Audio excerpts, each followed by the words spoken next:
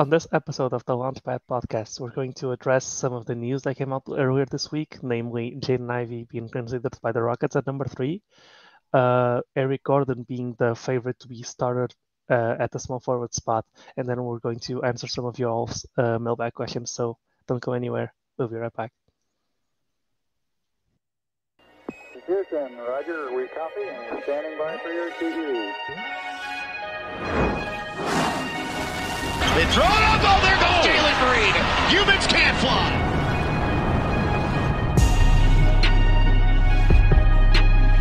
Rebound picked up by Green, who's back in. Plays it ahead of more. Back to Green. Oh, it ain't time for Thanksgiving, but there's plenty of yams to go around for everyone.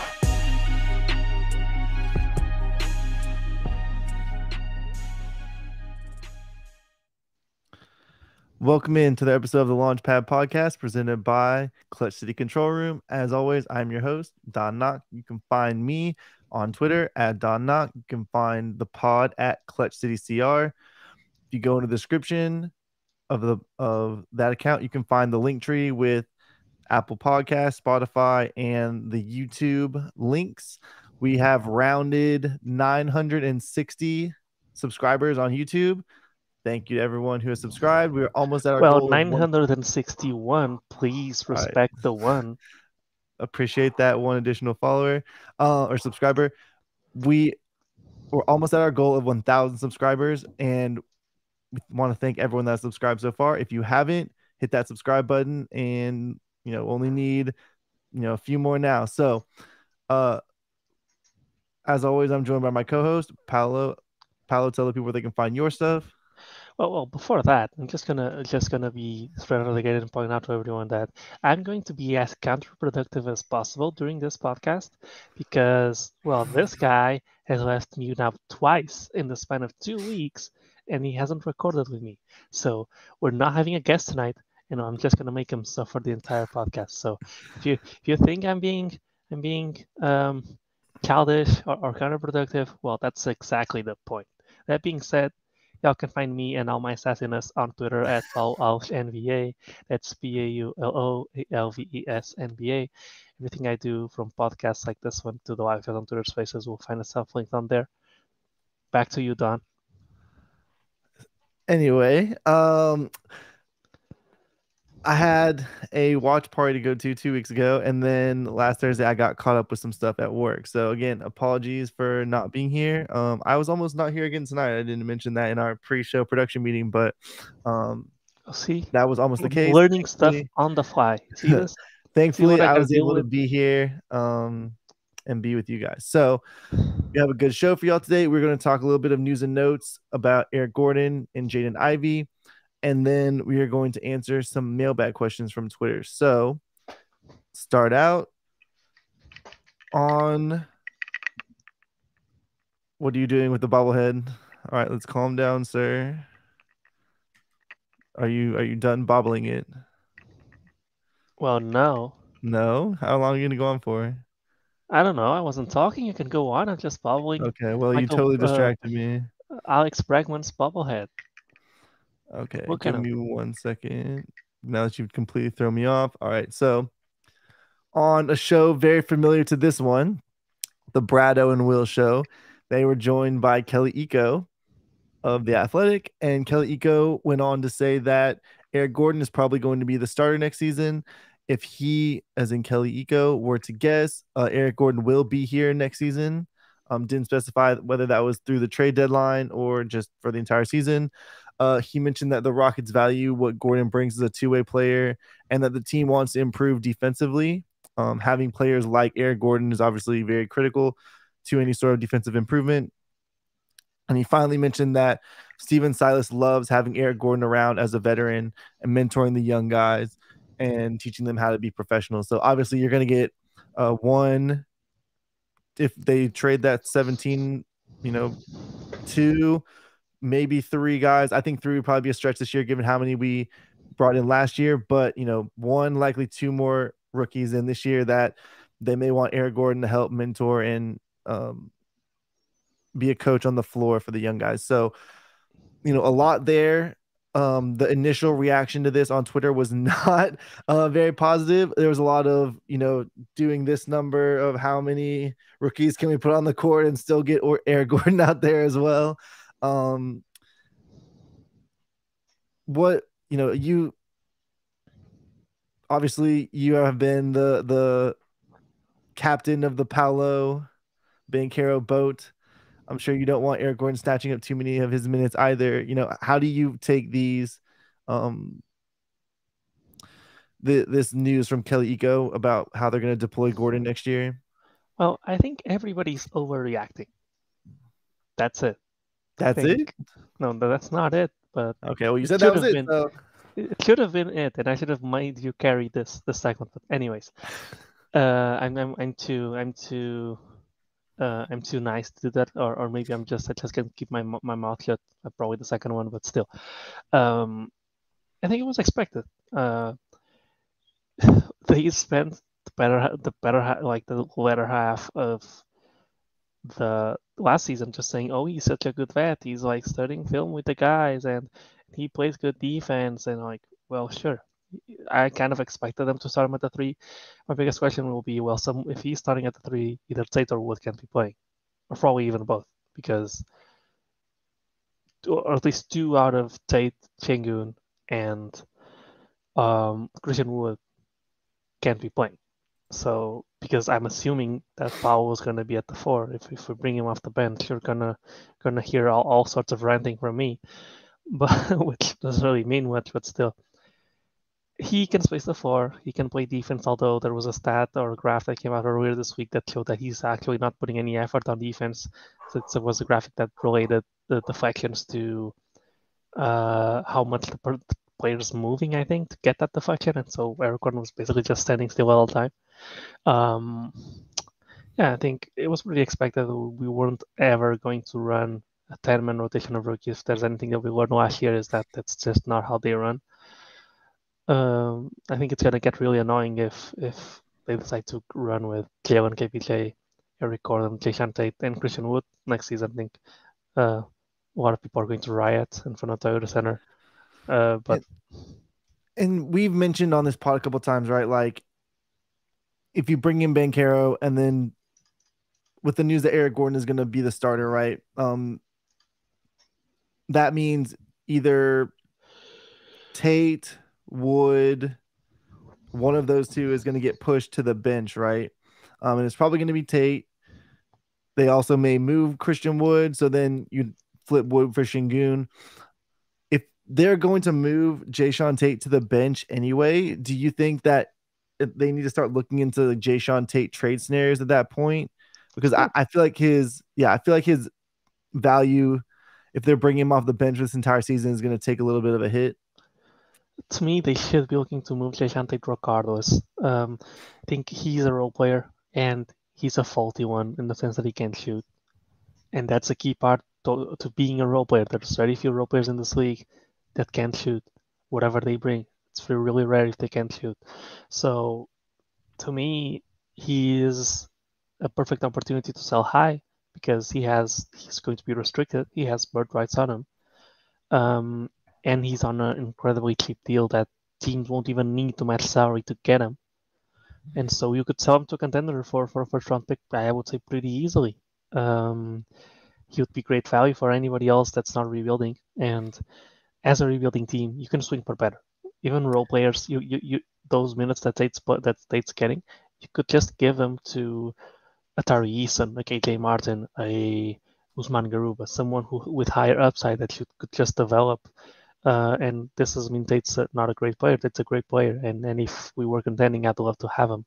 And this is not saying that he's old. It's just that limited upside, a faulty skill set when it comes to playing basketball at the highest level when you don't have the ball in your hands leads to, well, that's someone you settle for when you have a limited team building options. But when you're rebuilding and you have all the time in the world, and you have not all the picks in the world, you've got plenty of picks, and you already have prospects at those positions, which just seems like a no-brainer to me. Yeah, I'd also explore moving Tate, and like you said, it's nothing against Tate as a player. I think his skill set Not that it's too good for this team, because obviously this is a team that finished worse in the league in record the last 2 years. But I think it's just more valuable on a contender where you're allowing him to rely on his defense, play make a little bit, and just fill that role. I think the other element of this is whoever we do draft with the 17th pick, right? Everyone wants it to be a wing. There's been a little bit of talk of, a Ty Washington.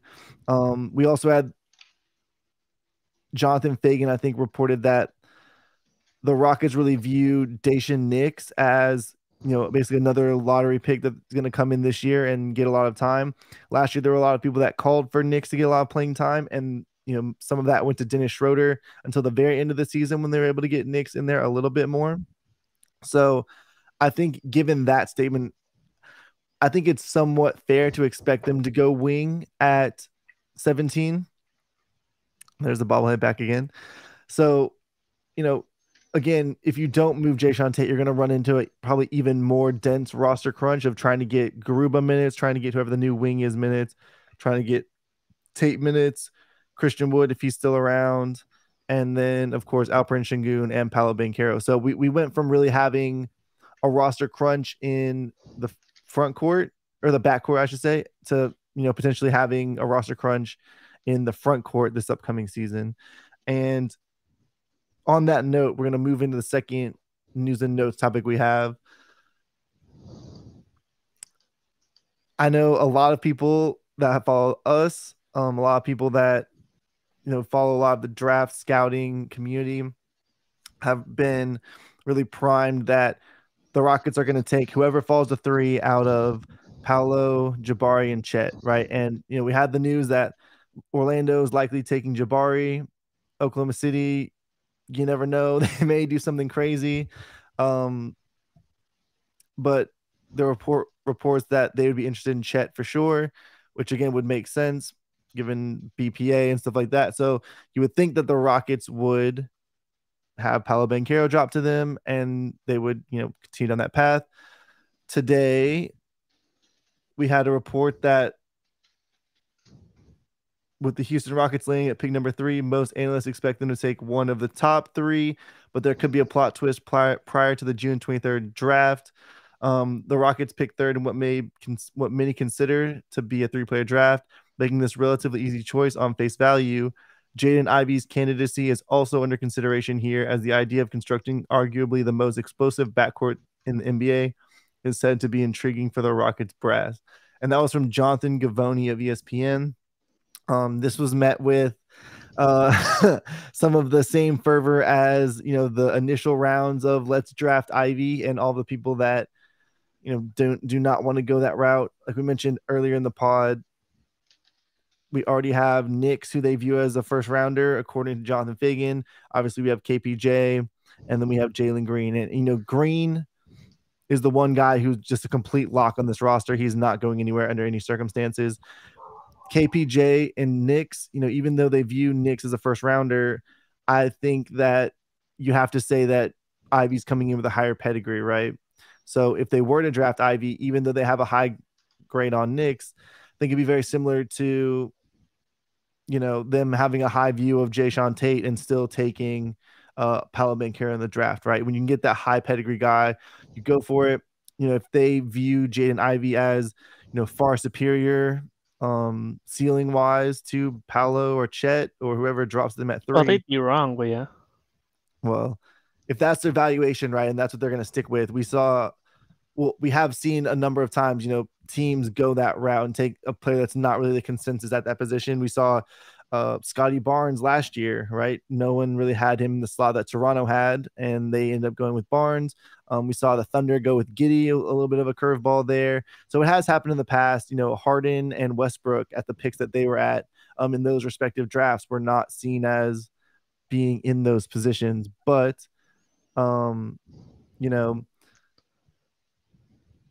it's really going to come down to what the Rockets' valuation is. And, if they're willing to face another roster crunch in the front court, because they've already moved John Wall out of the rotation to allow these young guys to get playing time. And now you'd be initiating or inserting another guy into that roster crunch of who's going to get playing time. Right. I'm sure you see you see what my next move was in boycotting this podcast. Do you not see someone on the requests? Bring him up. I do. Okay, we're gonna jump into the middle of a segment. I was gonna wait till we ended this segment, but yes, all right. No, that's exactly the point. That's why I sent him the link. All right, here we go. well, Look this who was it not is. expected when we started this podcast. Change the background. What's going on, y'all? Listen, Jaden, let me update you live on schedule. So Don missed 2 podcasts in 2 weeks, and so I'm boycotting this one, and I'm making it as hard as possible for him to host it. So I'm bringing you on. I always love to have you on. We've been in the spaces earlier today, just filling you in on the spot. We're talking about the rumor that Rockets might take Jaden Ivey. That's going to be it for this segment. After we finish talking about this, we're going to do a bunch of mailbag questions. So yeah, this is what's about to happen. For the people listening, hey, don't ever doubt my ability to be a menace when I have to.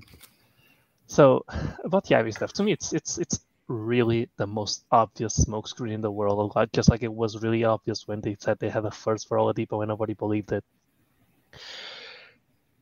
Rumors comes out that the Thunder are considering taking Ivy or considering trading down and taking Ivy at 4, and they have the Kings move up to 2.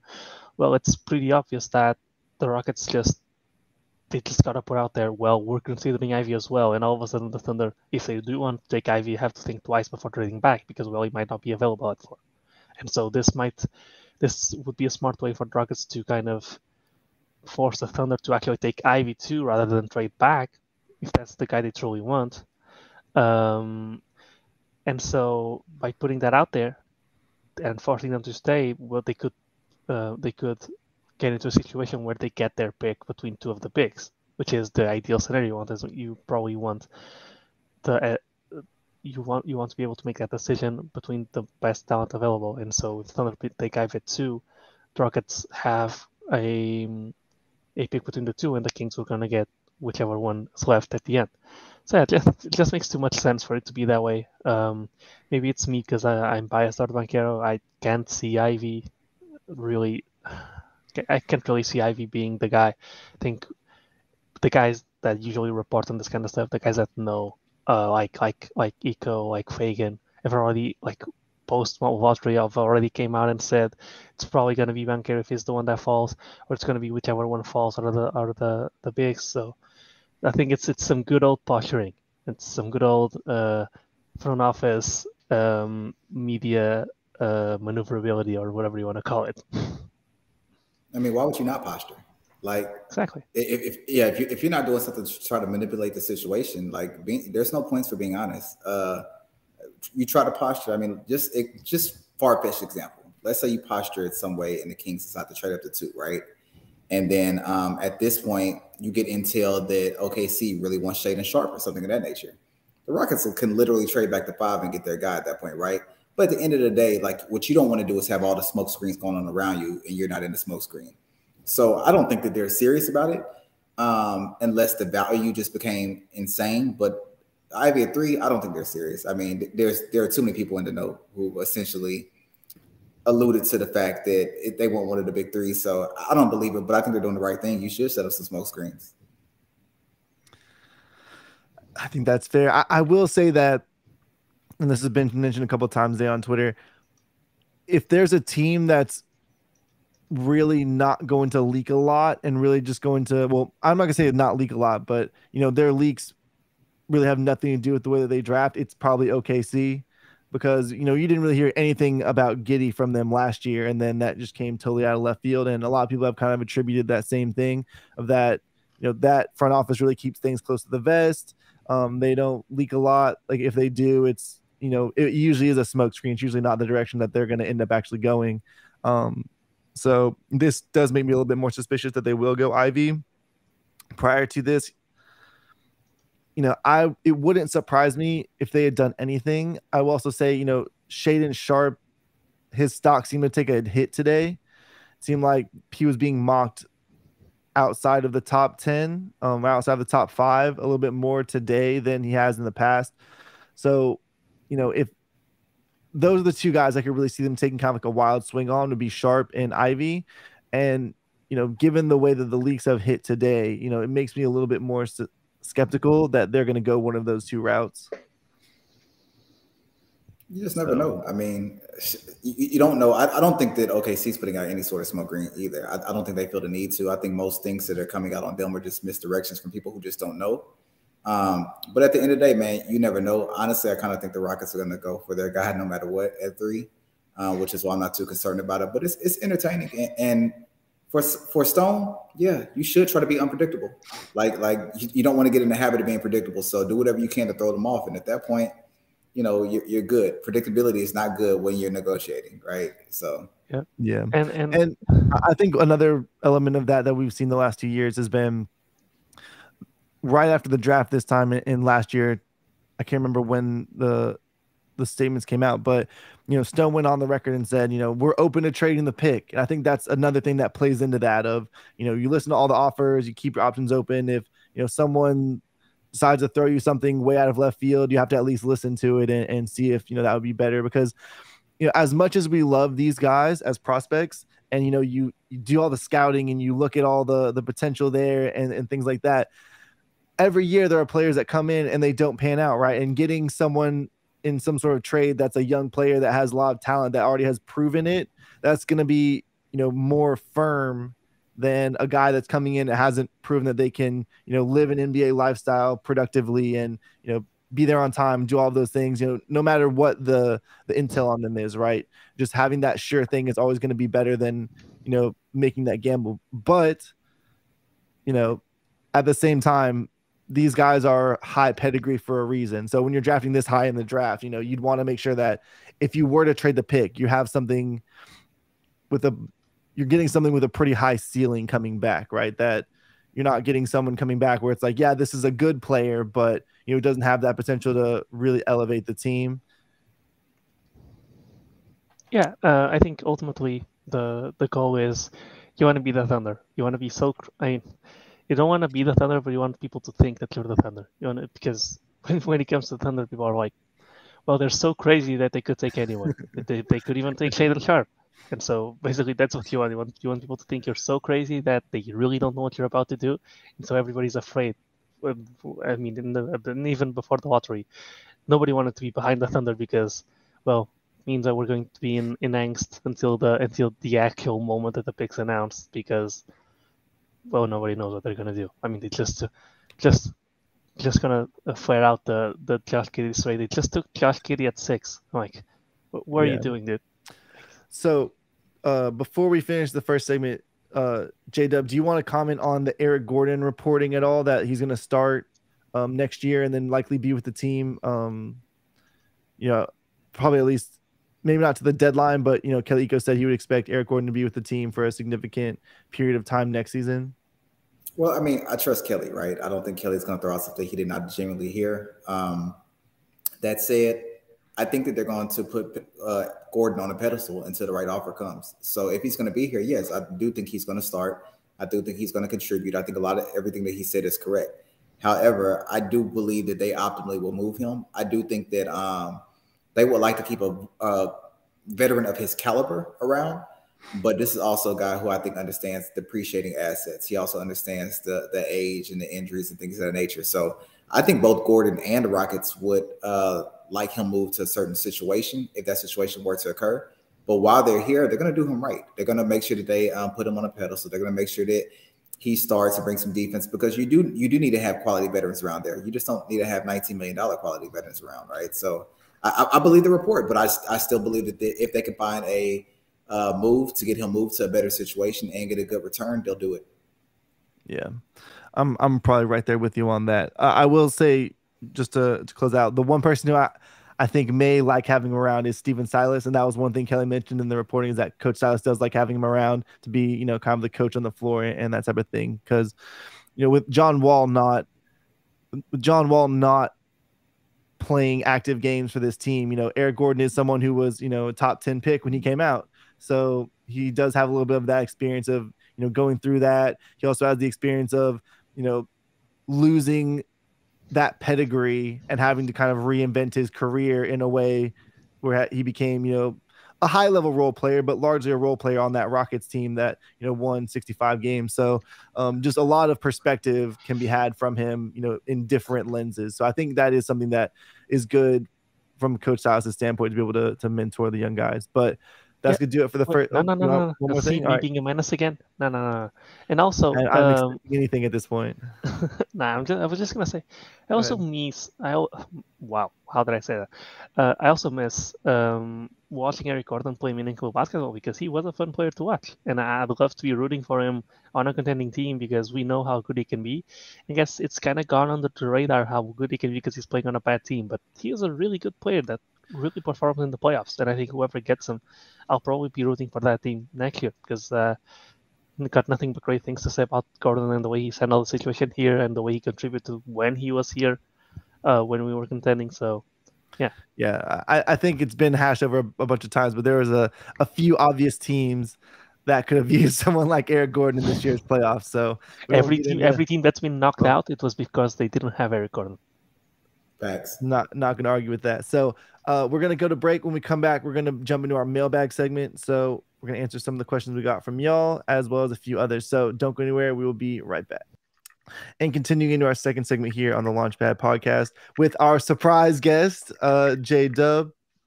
Thank you for being here. You didn't get to plug your stuff in the first segment because I didn't.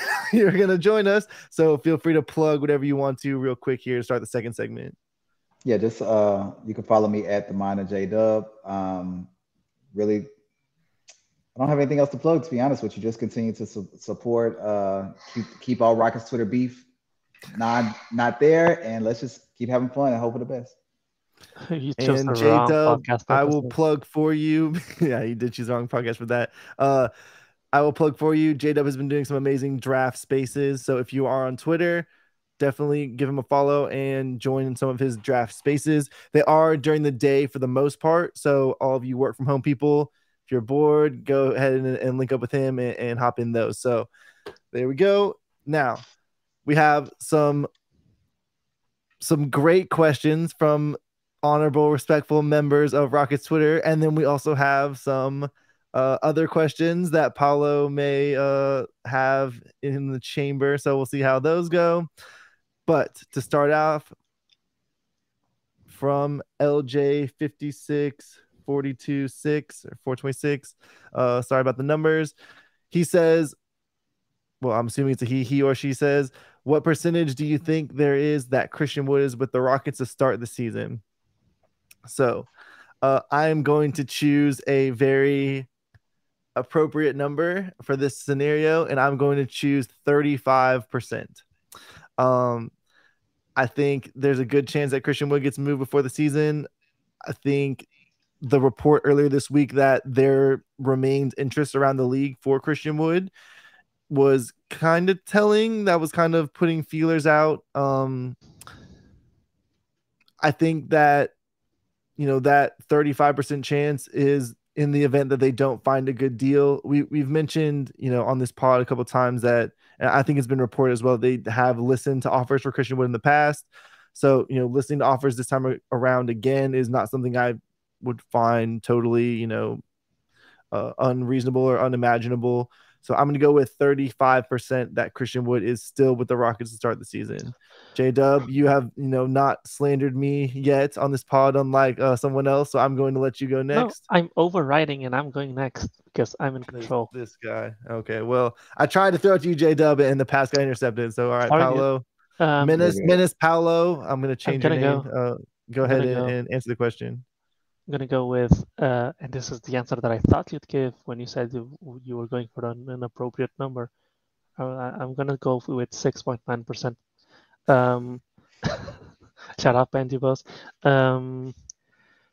Just because I don't think if they draft another big, I don't think there's any scenario where Christian Wood's still there. They just don't have enough. They can't play all of these players. Either that or they make a really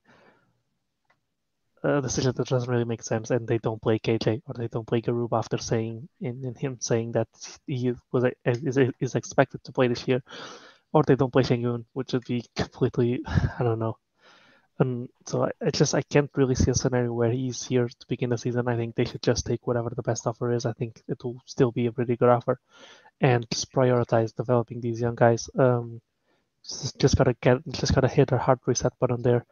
I also don't think Christian Wood got an exit interview at the end of the season, so I think that was my kind of to me at least kind of a tell that he didn't. So Jason Tate was grouped with the young core, and I think he got an exit interview. I'm not too sure, but I know that Tate was playing until the end of the season. Don't think he got an exit interview. But I just think that it's interesting that Wood also didn't get one. So if he was a part of the young core, why would he not get an exit interview? So yeah, 6.9%. Shout out Andy Bose. Okay. I thought that interesting about the exit interview. Interesting about the exit interview. I didn't see that point out until now. Some good information. All right, J-Dub, go ahead. I thought I was going to be low. I was going to go with 13% because if I'm wrong, I could say it's an unlucky number. But I'm going to go with 13%. I struggle to see him here, even though I think there is a chance. I really don't think they're going to re-sign him. And I think that he's a lot harder to move in season than in the off season when people have the roster sets. I think we ran into that this past season where there just wasn't a lot of center landing spots. So I think he's gone. I also don't think that they're going to really try to force this Şengün, Wood, Banchero, and Garuba situation and not leave another option open to bring in another quote-unquote big. So I think it's pretty low. But 13 does say there is still a chance. But overall, I just struggle to see. I can see Gordon being a person who stays here going into the trade deadline at least, but I struggle to see it being Christian Wood. So I'm going to go 13%. I think that there's just too many breadcrumbs out there to ignore it. Right. I'm gonna interject. I'm gonna call my own number, and it's my turn to ask a question. So, and my questions are they are supposed to put people in tough positions. So I'm going to ask Don. Well, there's a lot of wonderful people on Rocket's Twitter. If you knew you were going to a deserted island and nobody was going to come and save you, and you could only take one person from Rocket's Twitter with you, who would it be and why? I cannot, in good conscience, answer this question. I have to plead the fifth. Knew that fifth was coming. I cannot answer this question. I'm gonna need y'all to go dig up why Don can't answer this question. I'm just gonna say that. For personal reasons, I'm going to do DMP CD on this question. It was this not was a setup from the beginning. I am the coach, and I decide that you should play. You're just contestants decision. How about that? You're pulling a Christian Wood and saying you're not coming for the second half. I'm pulling KPJ. I'm going to get in my car and drive home from the arena at halftime. So that is the direction this is going. Do what you got to do, man. I'm protecting my peace right now. So basically, what we're getting at is Don has someone. So who would be the second most likely person you take with you? If I had to take the second person, who do I think would do well in a desert island situation? Should I? Well, who do I think would do well in a desert island situation? Caleb, do you have an answer, by the way? Because this guy's taking way too long. I don't have an answer, but I know I'm taking a girl. There you go. and if you ask my second option is going to be a girl too. So no, you guys are some expletive starting with P that also is what you call cats, dude. Listen, if I had time to prepare, I would have going with that. Yeah, if I had time to prepare, I would have gave an answer. But it's going to be a girl. Love y'all guys, but no, it's not. Fine. Just so this is easier for everyone and everybody gives me an answer. It has to be a guy. Okay, if it has to be a guy, and I would not take Brad. Brad is too pretty to survive on a desert island. He'd be way too high maintenance. Way too high. Will, I love Will, but me and Will are both kind of skinny, so I need someone who's a little bit bigger. Jackson also too pretty. I don't think he would make it. His hair wouldn't last very long in a climate like that. Man, I think Brad would be okay as long as you get him a good stock of shades and some button-up shirts that are unbuttoned. Shout out Jada. Man, who would I take? This is a great question. I feel like there's some answer here that's really obvious that I'm not coming around to right now. I'm scrolling through DMs. I'm doing the same thing. You're scrolling through DMs. Wow. Maybe who are we considering Rockets for? Because maybe I take Patrick Fertitta with me, so that way he could bring the helicopter in and get us off the desert island. No, I can't get out. Okay, that was a very good flip by me there. Man, who would I take? I'm taking OG or Paulo, just one of the two, because those are probably the two that I talk to the most. Paulo, talking to him, will probably run stats until we disintegrate. We'll just run some bank hero propaganda until. Yeah, we would be calling on the bank hero boat to come save us, and then OG just because OG is gonna know how to survive. So I'm gonna go with one of those two. I'm trying to think of who would know how to survive well on Rockets Twitter. There's no. Who do you think of Bear Grylls of Rockets Twitter would be? That's a good one. I would probably go. So my rationale would be, well, I would guess that older people have more experience, but then you've got to find someone that's on the older side but also in shape, because you're not gonna pick someone who's not in shape to survive with you on a deserted island. So it's tough. I hate this book. I'm trying to think of someone that was in the military that I could use their survival skills. You know what? I'm not sure if. Man, it's tough. Who are you gonna go with? Well, if my priority is surviving, I'd probably go with Austin, the dude that was with us when we went out, because he's huge, and so he's gonna be strong enough to do stuff that I can do. So it's a good pick, honestly.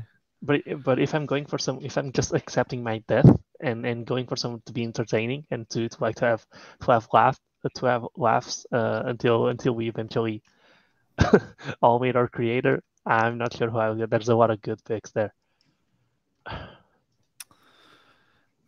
if I was gonna go with someone that would be funny. You should go with Kale, because Kale's in the weight room every single time he's on a space. So I know he's physically fit. Is he? Ed as well. Ed's always in the gym. I was thinking Ed too, because Ed's a big dude. Yeah. If I was gonna take someone funny, I'd probably take Nima.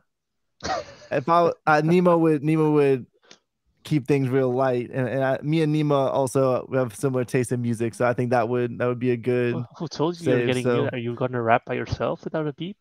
Maybe. You never. Oh, Paulo, have you ever told the freestyling story? No, you haven't. But I'm not having it. Okay, fair enough. Well, Paulo watched people freestyle in person, but he did not join in after being requested. Oh, I thought you were going to say he joined in. That was going to be entertaining. He did not join in. I have two justifications. The first one is, well, I'm not native, so it's hard enough while being native. Imagine just speaking a completely different language and making stuff rhyme. Second of all is, I was with a really bad headache because I was hungover, so that entire morning was just, I'm not in the mood. Just let me die here in the corner for a couple of hours and I'll be back. Hungover, no sleep.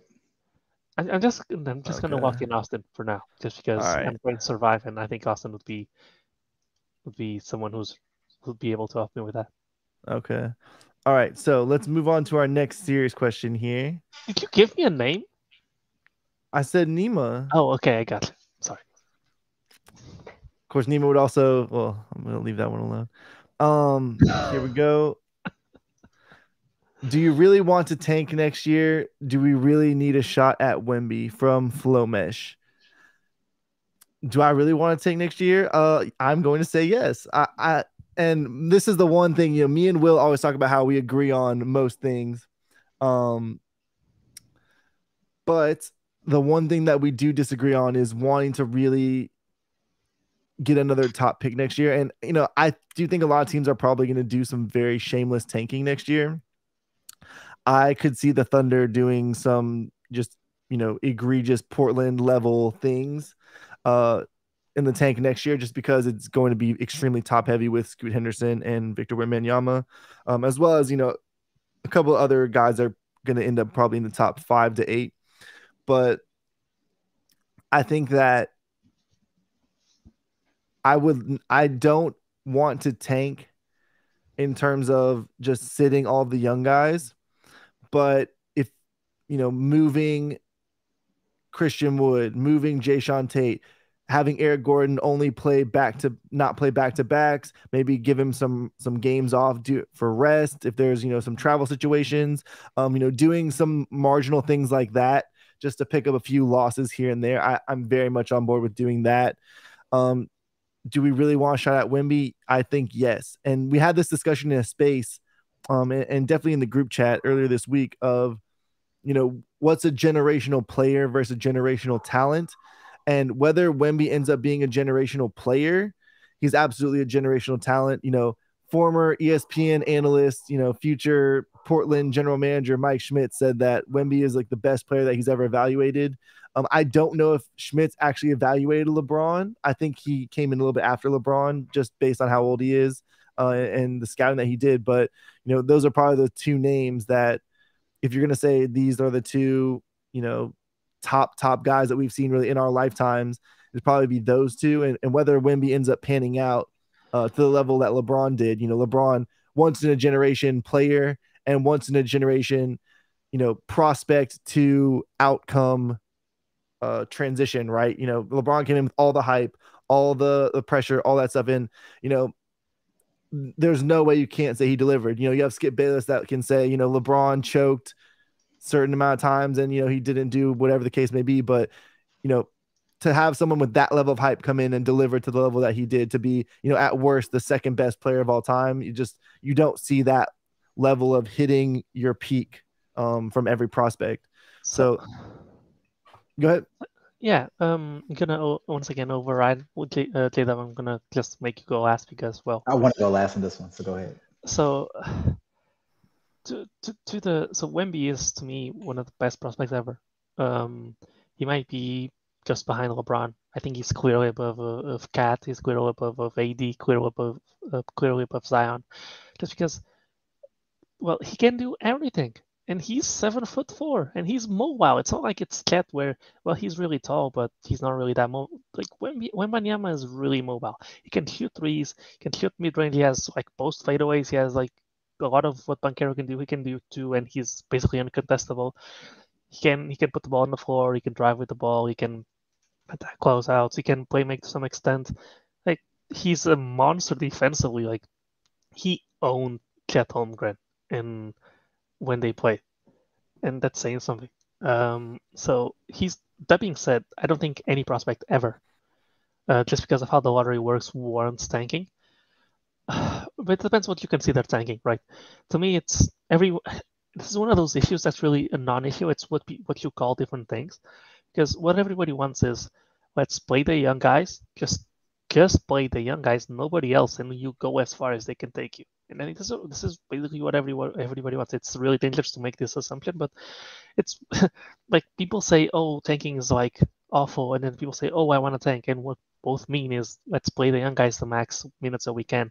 Nobody's advocating for, oh, let's pull Jalen Green at the end of the fourth quarter if the game's close. No, just if they win the game, they win the game. But they win the game because they're good enough to win the game, not because they were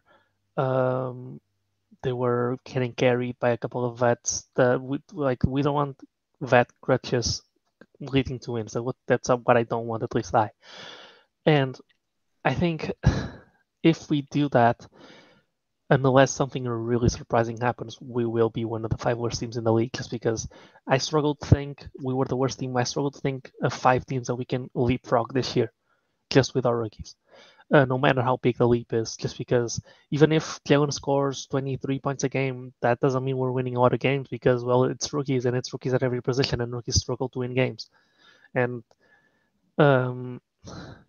that's basically how I feel. And once you do that and you get all of those, and you're still going to be a bottom 5 team in the league, you might not be the worst, because I think the Thunder's going to go next level next season, and they're just going to like basically lose every game or something close to that. They're not going to start tanking midway through the season and risk not being the worst team in the league like they were the last couple of years, or they started taking too late. I think with a draft class that big, that good, with a prospect that good, teams will start tanking way earlier, and I don't think the Rockets will ever like actually tank, or like actually sit good players even if they're young, like the Thunder did this year or Portland did this year.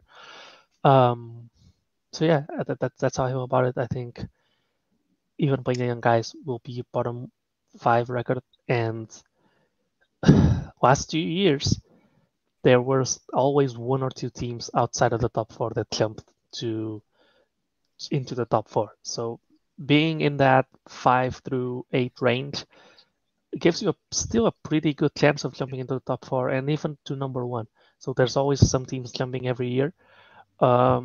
So even if we are a little bit better than advertised, we still have with the new lottery odds a really good chance of jumping anyways. Although I will say, we won the lottery. I know people don't really understand, but even though we didn't get the first pick, the top 4 teams always win the lottery because they pull 4 teams out of the ping pong balls, and those are the top 4. Even if you're the number 1 team, you need to get pulled to be one of those 4 teams pulled to remain in the top 4, otherwise to drop to 5. That's why it's so likely to drop to 5. So every team in the top 4 means they won the lottery. The Rockets won the lottery 2 years in a row.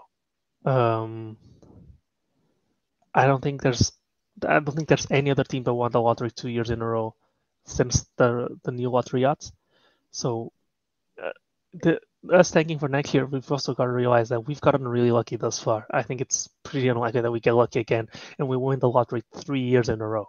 Or we could get more lucky and get number 1. that would be a generational prospect combined with generational luck as well. Think how. Well, I'm not going to go after Cavs fans. I've been going after Cavs fans the last 2 days, but we'll say think how mad the Cavs fans would be if we did that. Because I think the Cavs were the last team. Didn't they get 3 top 3 picks when LeBron was gone? Yes. And they still managed to fumble one of those. Really hard. Anthony Bennett, dude. I mean, at least they traded Wiggins for Kevin Love. That wasn't too bad of a fumble. Was it Wiggins, Kyrie, and Bennett? Those were their three? What do you mean? This is all-star Andrew Wiggins, dude. Well, they never had Andrew Wiggins. They traded him for Kevin Love. Well, yes, if they kept him, they would have had an all-star. Well, they wouldn't have had an all-star. Golden State has an all-star. I would not tank. One, because I don't think we have to. Like even with improvements, I think that we're still going to be a bottom 5 to 17. So it's kind of unnecessary. I also think that we do have a little bit to play for. I think that we're trying to be a player in the free agency market, and you do have to look good enough to actually want people to come. I don't think we can suck and be like the worst team 3 years in a row. That's going to necessarily attract a lot of people. However, I would reassess at the All-Star break.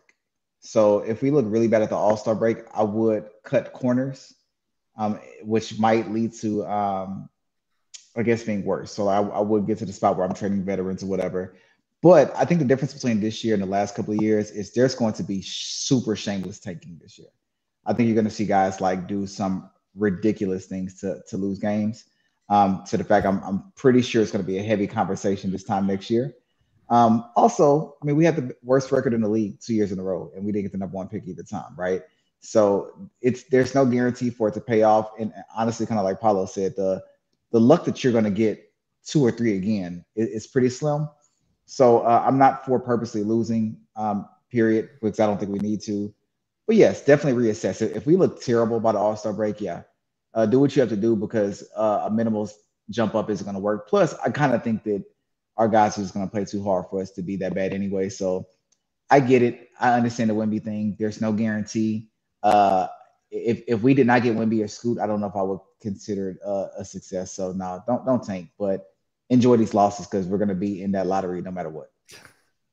All right. So with that said, we are about at time here. So we're going to run the break real quick. When we come back, we're going to finish up a few more mailbag questions and then we'll close out. So don't go anywhere. We will be right back. And moving into our last segment here on the Launchpad podcast with our surprise guest, Dubb. Again, thanks for joining us, especially on, I think this has got to be the latest notice we've ever given a guest. So, legitimately mid podcast. So you can take that award home with you and, do whatever you like with it. But we unfortunately are going to begin this segment with a Paulo question. So, Paulo, go ahead and do your worst. I'm wondering whether to give y'all.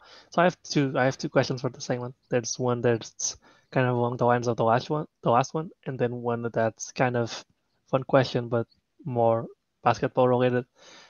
I'm gonna start with the more basketball related one so we don't sidetrack immediately. And I'm gonna ask, what's your favorite Rockets jersey of all time?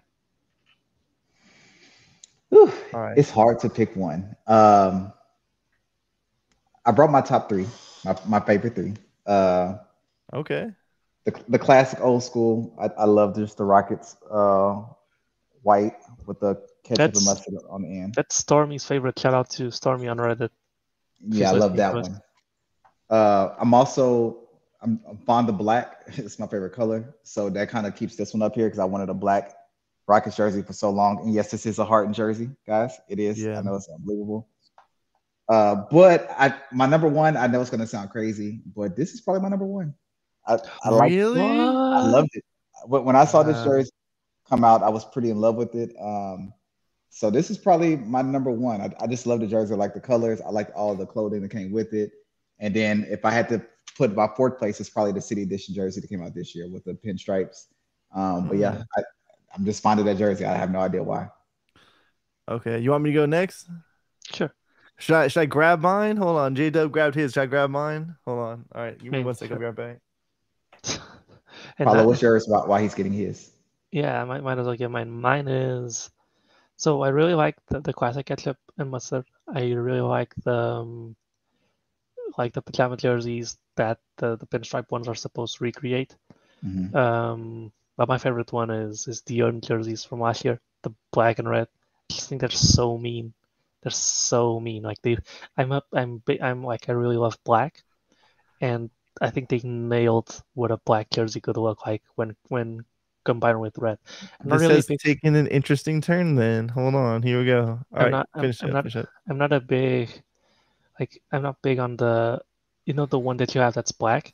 Like that's a cool jersey, but they didn't absolutely nail it. I think they nailed their own jerseys, the one with the red text last year. They just looked so good. And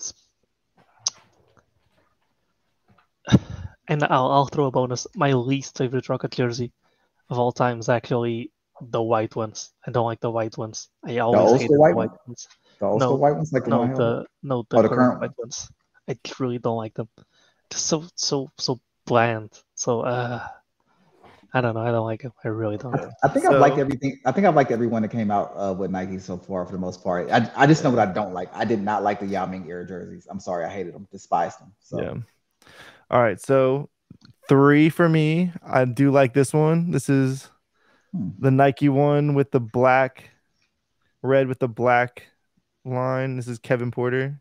I've worn this one so much the letters are fraying off, honestly. The numbers fraying off on the front too. So that's 3.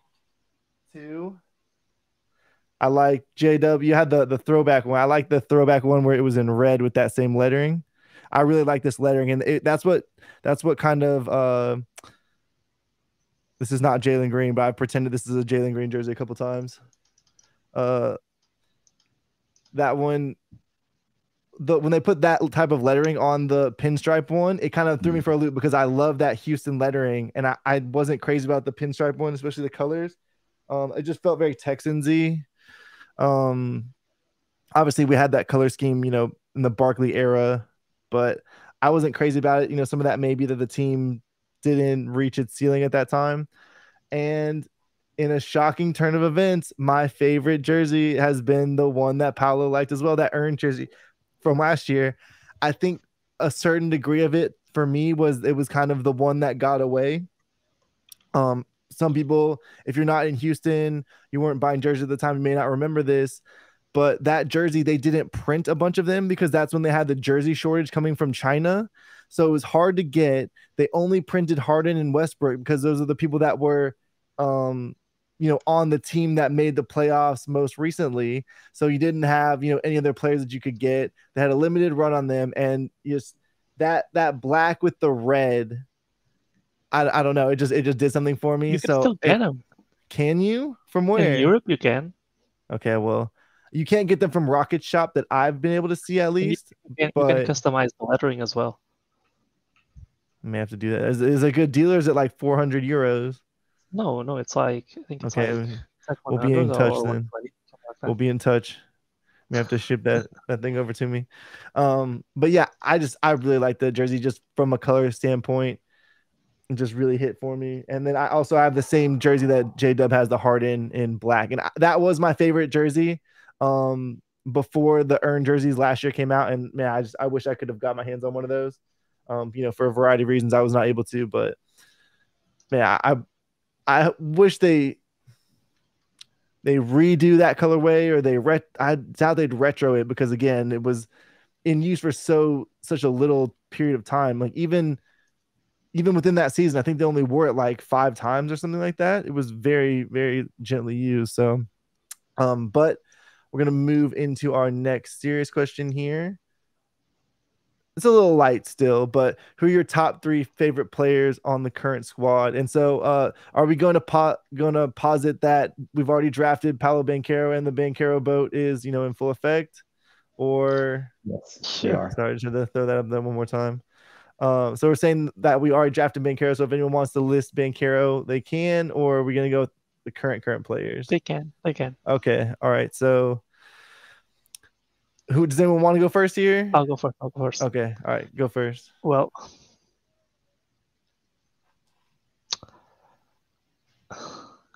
Paulo 1, 2, and 3 for you, or number 1 here?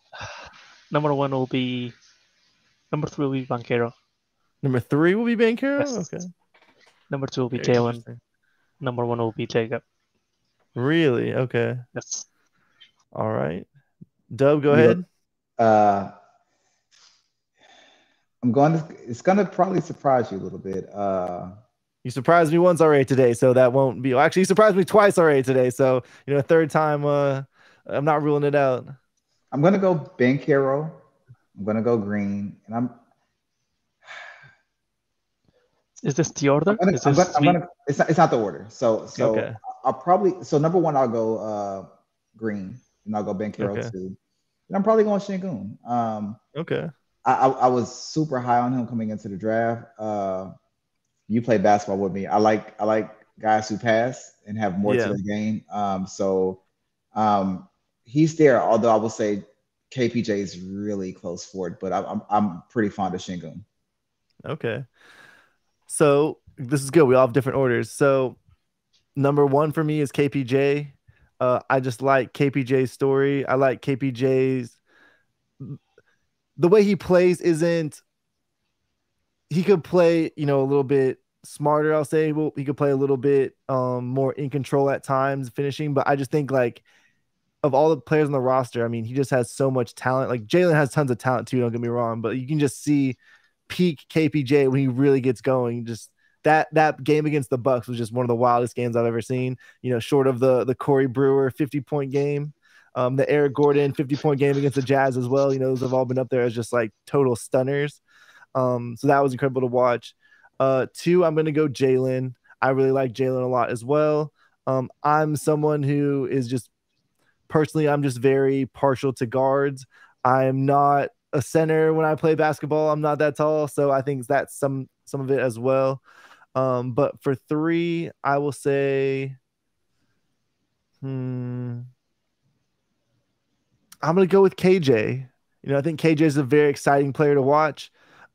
He's a player that I've really rooted for his development. I think there's kind of obvious swing skill tracks for him to improve, and I think that if he does have his handle tighten up a little bit, if he does, continue to develop as a passer, I think, there's a ceiling for him to get a lot more minutes. But, we'll get Banchero on the roster. I can see Banchero overtaking KJ at some point this year. And obviously, I've been a big Banchero supporter for a while now, but I said those are my top 3 players as of right now. I think there are 3 guys that are athletic, exciting to watch, and, they've had some good moments as Rockets so far. So I can't guarantee that once we actually draft Banchero, that the order won't change. But right now, considering that we might not get him, that's still the order.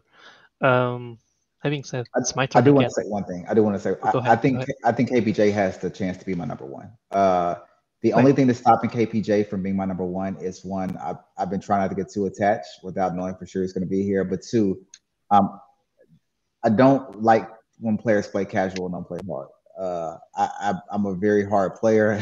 Wheels chopped on me. I take the game really serious.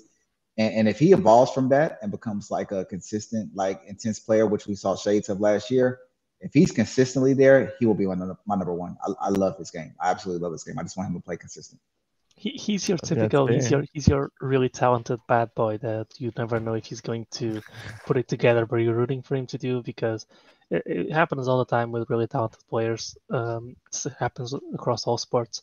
And yeah, if he puts it together, like I think he has the most appealing game to watch. It's just can do it all. And I've said this before. There's nothing that KPJ can do if he puts his mind to it.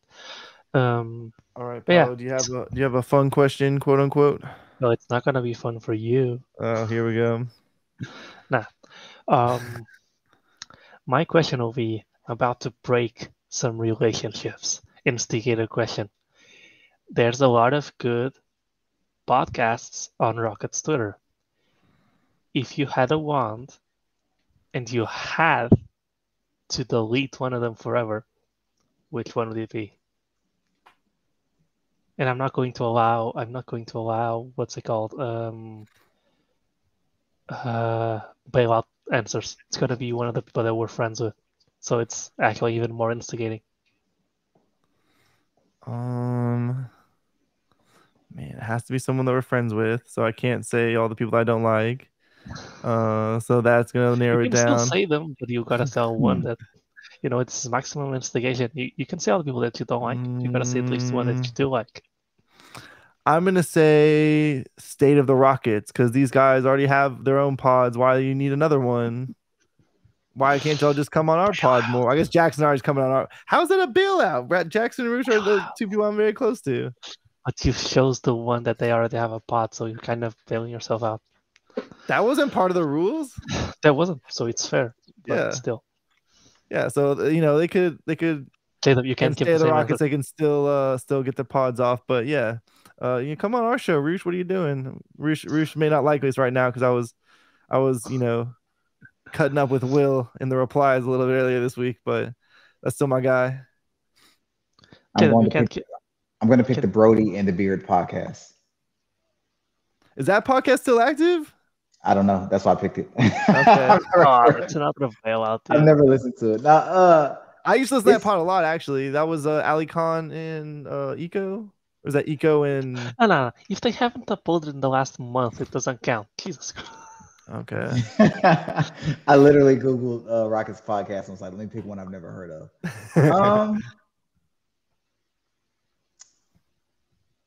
That's tough.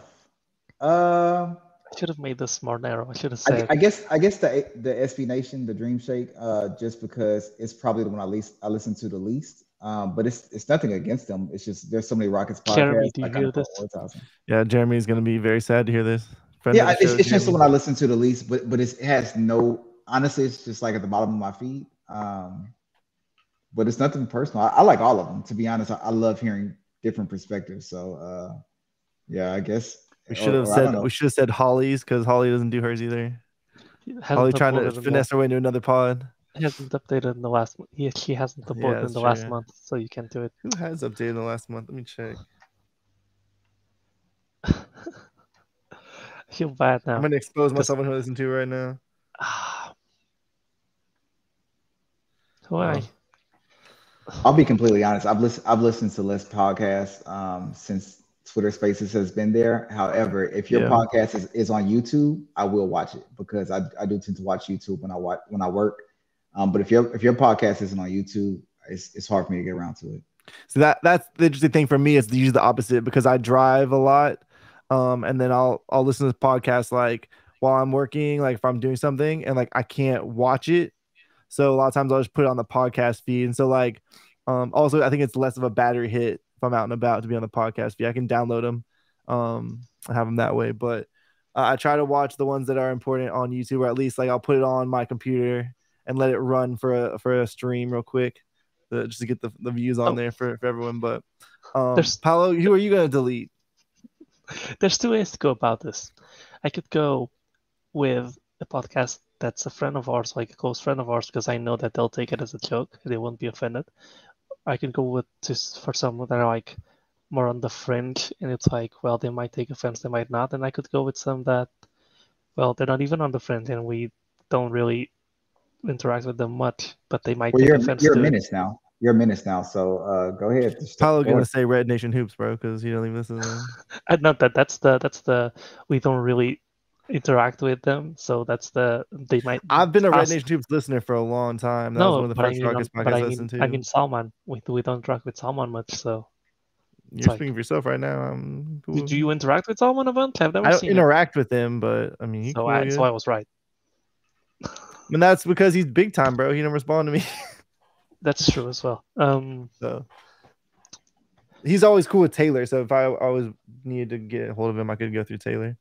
You know what? I think the least damage is done if I get rid of the most recent one. So I'm gonna get rid of Wishard's spot, and he'll just start over, and he has the least to lose, I guess. I think that's fair. Wishard and AD. So AD, you're under the bus too, buddy. And Clutch fans. Actually, that makes sense that you throw Clutch fans up out of here because, he's been agitating the Banchero boat.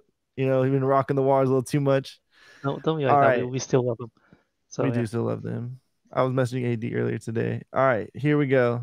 A serious question. What do you think the next step / move added to JG's game this upcoming season? I will go first. I think he needs to add a floater. He got into the mid-range a little bit more last year. I will also say he creates a lot of space on his step back, and he really is able to get the step back a lot just because of how fast he is. But it seemed like his skill set not his skill set, but like it seemed like some of the combos and counters from 3-point range were a little bit more, like I say, routine moves, because obviously they're very good explosive moves that got a lot of separation, but it seemed like he didn't have a ton of diverse moves from 3. The way he had a lot of them from the mid-range, you saw him go to a lot of different moves out of the mid-range. But again, like when you're that explosive and that fast, like you can use that in lieu of craft to some degree. But I think the floater is the one thing, because guys are going to be backpedaling so fast as a driver, that having that floater and the pull up mid-range counters will really open up a lot for him. And we've seen a guy like John Morant just spams that floater all the time. And it did fail him a little bit in the playoffs, but I think we've seen that floater be very productive for Harden in the playoffs. So I'm not just going to take what happened to Ja this year and extrapolate that to say the floater is not a shot that can work consistently in the playoffs. I think it is. I think it can be. And I also think that because Jalen is so fast, that's going to be there for him a lot of the times. I think teams are going to try to sink against him with their rim protection and prevent him from getting all the way to the rim. He was better, just from what I saw on tape, finishing through contact in the G League than he was last year as a rookie. And some of that is, adjusting NBA athleticism and stuff like that. But I do think teams are going to try to load up against him as a driver, especially once we get, a competent team around him with decent spacing. I think they're still going to try to load to him and then either make him create or finish over contact. So I think the floater is going to be something that he's going to incorporate into his game. So I'm going to answer next. I'm going to go with, it's not really a move, but Jalen himself talked about it on the Bill Simmons podcast. I think the next thing that he really needs to get down is reading the help and hitting the open man on the corner, on the opposite side corner. Skip pass. The skip pass. He can do it to some extent, but you could tell that he's not used to doing it. He misses it sometimes. He doesn't put enough power into it. Sometimes comes down with the ball before making the pass. He struggles with that a lot, and I think being able to punish weak side help is going to be really key for him. So I'm gonna go with that. I think that's the next big step for him, even before the floater, which I also think will be really important on the line. I'm gonna go. It's kind of tough because it's more of an aspect to this game. I want him to learn how to continue to decrease his speed at the goal. So deceleration moves. Yeah, he's so fast that I think he's going to be able to get so much done from there. Plus, I think that he has missed some layups just from accelerating too much. But that kind of goes into my second point. I want him to learn how to draw fouls more. He needs to get to the foul line more. And it's not saying I want him to get a lot of contact, but there's so much opportunity and so much meat on the bone from him just not going to the foul line. I know he hasn't really got those respect calls yet, but I think he can literally lead the league in free throws if he can learn how to add that aspect. And I know that for like true hoopers, you don't want to fake fouls and you don't want to draw fouls, but this is the NBA. You can literally improve your efficiency from going to the foul line. So if he can just find a way to draw that more, and again, deceleration is a good way to do it. I would like him to add mostly that. That's it. I mean, the other things he's already kind of spoke about, so it's no point in regurgitating that as far as like adding certain post-up moves eventually. But yeah, just some deceleration at the goal with that speed, because you're going to have to accelerate just to keep up with him. He's going to get to the foul line a lot. Yeah, I think that's a great point. All right, Paulo, do you have a silly question or a menacing question? Is this the closing one? We have one more. So do you want to do that one? It's also kind of a fun question. So do you want to do that one and then you can do your silly question to close? All right. Yes. Here we go. Paulo, what Houston rapper have you grown most fond of as the city has adopted you? From Parker Ainsworth, 512. So shout out Parker. He was on the pod when Don wasn't. So he's a legend. I was busy handling in-person activities, and I want to take this chance to say I believe the Rockets are hosting a draft party at Carbach this year. I know that's what they did last year, so we'll get final confirmation on that. But I intend to be on the ground for that, if at all possible. So once again, you're going to be skipping on the space that we're going to run. Absolutely right, baby. But I will say last year when we were still with Apollo, Taylor was at the on the ground event and he checked in live from the draft party. I think he talked to someone while he was there too. So if I'm able to be on the ground for that may be the direction we go, where I check in to the space as a correspondent on the ground. Maybe we can even interview some people. Maybe we can get a, friend of the show. Well, I won't name any names, but maybe someone from the Rockets organization or someone prominent on Rockets Twitter on the pod real quick, or on the space, I should say, real quick. So, all right, but now, which rapper have you grown most fond of?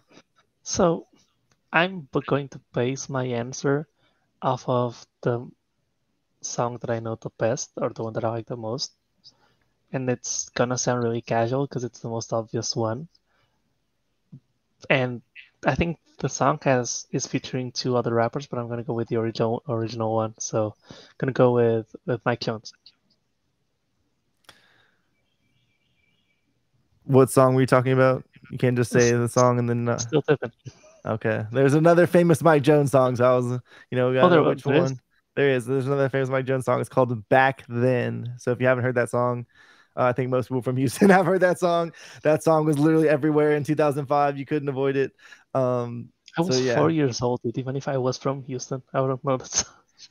Well, if you okay, we definitely played it for you. It was one of the first songs you heard in the car. You just probably don't remember it because you heard so many songs back to back. I probably don't remember them by name, probably, but if you play it, I probably know what it is. Dubb, did you have a follow-up on this? I can't remember if you said you were going to have a follow-up on this one. I mean, he won me over with Still Tippin'. That's one of my probably 3 favorite Houston songs of all time. So, I mean, that song is a whole lot. Yeah, it's a classic. Yeah. So, all right. And Paulo, go ahead with your silly question. I do not like how much you're smiling right now. I'm not gonna lie. No, this is gonna be a wholesome one.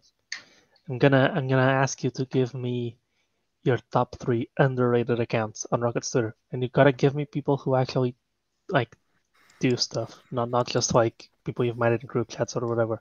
So maybe someone who tweets, right, that you think doesn't get as much love as they should. That's a good question. I have one that he doesn't want me to shout him out, but I'm gonna shout him out anyway. How do you want to do this? Do you want to go each person does 3, or do you want to go one? Each person does one at a time. Okay. He's not gonna like that I did this, but my most underrated person on this app. Well, I guess you want to be a content creator or just someone that tweets as on long Rockets as they Twitter. tweet about the Rockets, sure. Okay. Trey Klein, that's who I'm gonna shout out. He's someone who I've been in communication with since back I was on Clutch Fans. He's big on Clutch Fans to some degree, and he's transitioned over to Rockets Twitter. Me and him do message a lot just about little information and things like that. So he doesn't want to have a big following. If he hears me say this, he'll probably go on private and not accept y'all following him. So I've kind of shot him in the foot, to be honest with you, but that's my guy. And he does tweet a lot about the Rockets, so I'm gonna go with him. And then I'm gonna go next, pass it on, because this is a draft, and I'm giving myself the second pick. I'm gonna go with James Piercy from the Dream Shake and the Chop Shop. I think he's someone he's grown a lot lately, but still he's gonna be on the spaces with us. I think he's someone who knows what he is saying, and someone who has a really healthy approach towards discourse in general. I've disagreed with him a bunch, and he's still one of the people that I respect the most and that I generally love interacting with, because you can disagree with him and he can keep an argument and make sense with what he's saying, and while still listening to what you're saying and incorporating it. I hate arguing to a wall, and he's the exact opposite of that. So I think he's someone who's due for big things as well. I'm actually going to cheat. So my natural answer is going to be Madison. Madison Moore at Madman Leaks. Yeah. The content and just the opinions and the evaluation is just so good to have so few followers, which needs to change. And he's relatively new to what he's doing, but he's so good and he's so thorough at it. Like, he's going to be a guy at some point. Like, people are going to be like, man, we used to talk to him all the time. So definitely like Madison. But I'm going to cheat because I'm going to say one person who doesn't really put out necessarily content, and he doesn't speak in spaces at all. But this is one of my favorite follows. I like Chris White at FYRE Bear. Oh, Fire Bear. Fire Bear. Yeah. He's one of my favorite people to interact with on Twitter, period. It's been like that for a long time. Really cool guy. I like his takes. And some guys just really are good at commenting on certain posts with good takes. So I like him. It's amazing. He doesn't speak in spaces really at all, but I always see him when he's there. So Fire Bear is one of my favorite guys. So we have invited them both on the pod and to the spaces, but I just don't think he talks. It's just not his thing. It's not his thing to actually just, audio type stuff. So I definitely think he's a great account. Guess we're going serpentine, so it was our snake, whatever you want to call it. So J-Dub just did 2 then, and I'll go next. All right. No, I'll go next. Well, I was second. You went first. Well, what do you mean? Snake draft. So it should come to me. I went second. It's back on Paulo. No, you should go. You went first the first round. You go third the last round. Did I go first? Yes, you did. Okay. I thought I went second. Trying to rip me off. My mind is leaving me. All right, go ahead.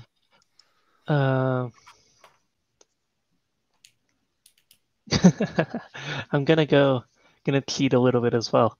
I'm gonna go yours truly on the podcast right now. J-Dub just hit 1K followers, but he should have at least 5 times that. So I think he's definitely another guy that definitely puts in the time and definitely knows what he's talking about. And he's been exposing himself more and more lately, and you can tell by his growth that he knows what he's doing and people fuck with what he's doing. So, well, bleep that out. So I think he's definitely one of my top 3 most underrated for sure. All right, I'm gonna go with someone. Is there a cutoff number for followers? No, I'm not even looking at followers, so it doesn't matter. Okay. All right. So this is a guy who he's in spaces sometimes, but he doesn't talk. He'll live through the spaces sometimes. I know which I already know who it is. He's been someone that I've interacted with on Twitter for a long time. I think he has a lot of good stuff. He doesn't do content specifically, but he does a lot of tweets, stuff like that. And that is Abel at, I don't know, it's Abel G, but I thought it was going to be someone else. GE87. I've interacted with this dude for a minute. He always keeps it basketball. He doesn't do a lot of personal stuff, and he just always has, I'm not gonna say opinions that I always agree with, but opinions that are very dialed in, very like thoughtful and thought provoking, stuff like that. So he's been someone I followed for a long time. he's more on the extreme side of opinions, but he's definitely someone who's really respectful and like you can have a conversation with. And to me, that's one of the biggest things when you're trying to be on Twitter. Yeah, because you just rage on the timeline a lot. Yeah. All right. So it's me again? For your third. Yep. All right. And the pressure's on. Let me see. I'm going to scroll here. Who's someone that needs some more shine?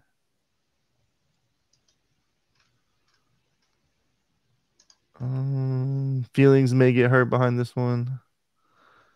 Now I'm going to start leaving people out in the cold here. I think I know who it should be. How many followers does this guy have? Okay, he doesn't have too much.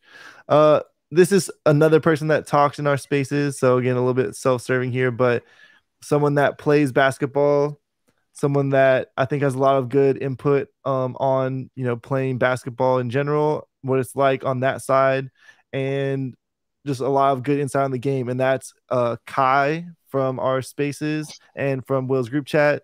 His @ is Kai Havin, I guess. Kai Haven, I don't know, but it's KhiHavin. So Makai is in his display name. Yeah. I'm not gonna count him, definitely, huh? I'm not gonna count him because he never does anything on Twitter. It's so sad. So? He joins the spaces. Well, yeah, but it's so rare nowadays. I don't know. I love Kai. No, Kai knows that I love him, but he needs to do more. Maybe if he had more followers, he would tweet out more people. So how about that? But yeah, I'm gonna go with Kai. If you want me to, if you want to say that one doesn't count, give me a second. I'll get a replacement. That one counts. That one counts. Right. I have two.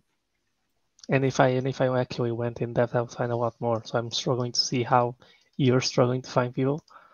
But there's a lot of good people, so that is. I'm gonna go with.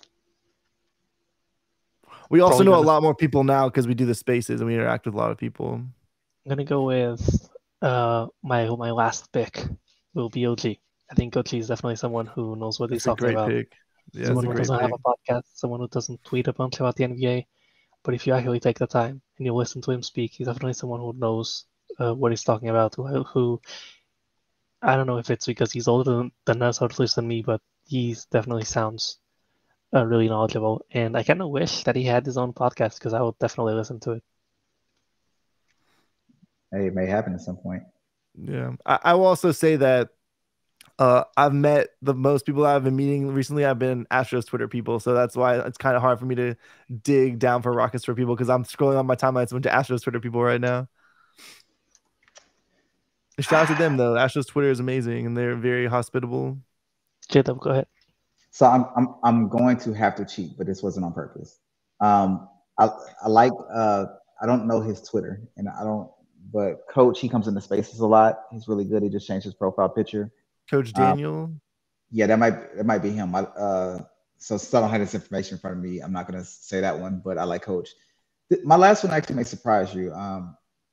He does not participate that much in our spaces. In fact, sometimes he runs spaces counter, but I actually like his info. I like his thought process. And I really like just what he says on a variety of levels besides sports, but he's really good on sports as well. And this is also coming from the Chop Shop. I'm going to go with Frank at yes, F58, apathetic. I like his approach. I like his thought process and things. And he's not afraid to change his mind, but he backs up his thoughts on a lot of things. So every time that I hear him speak, he has really good quality in what he says. And he has really good delivery. And I like what he tends to stand for. So, yeah, I'm going to give it up to Chop Shop Apathetic at FTank58.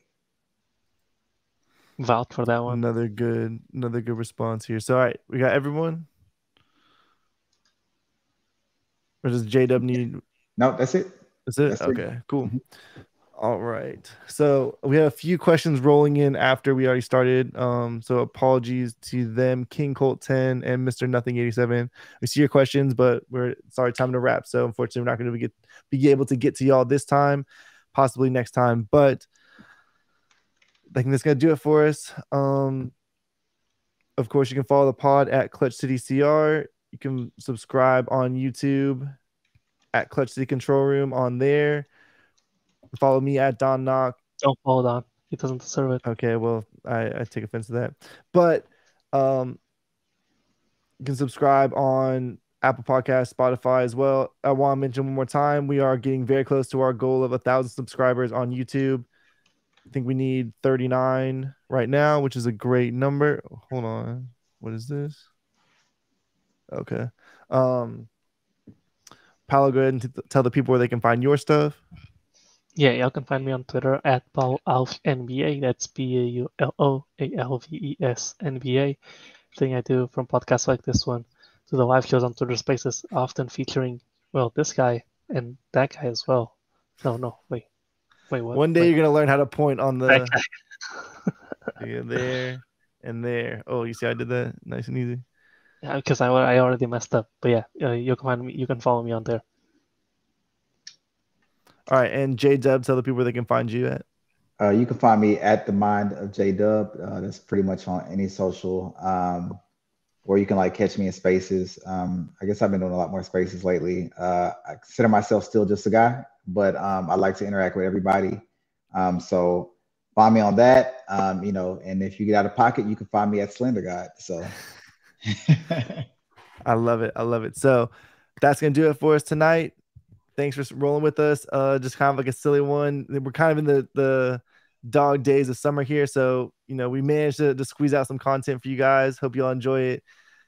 We're getting close to the draft, and then I'm sure we'll have all the post-draft content coming behind that. But until next time, y'all, be safe and go Rockets.